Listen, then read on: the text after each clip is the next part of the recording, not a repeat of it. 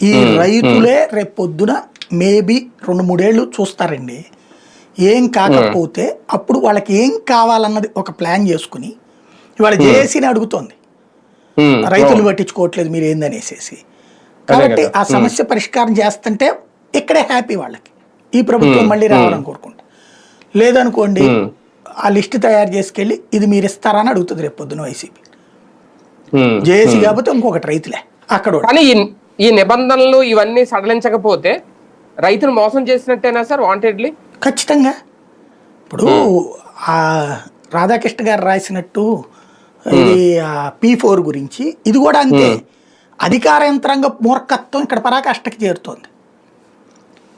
1000 గజాల్లోనే ఉండాలి బిల్డింగులు, 100 గజాల్లో ఉంటే తప్పని ఎవడాడు చెప్పింది? హైదరాబాద్లో లేవా 100 గజాల్లో? బెంగళూరులో లేవా? చెన్నైలో లేవా?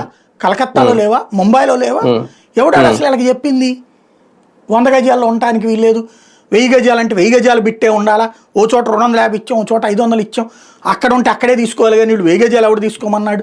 ఏందది వెరితనం? కాకపోతే అదే కదా మరి. నా 1000 గజాలని 10 బిట్లేసి అమ్ముతానబ్బా, నేను 10 వెళ్ళాలి కదా నేను.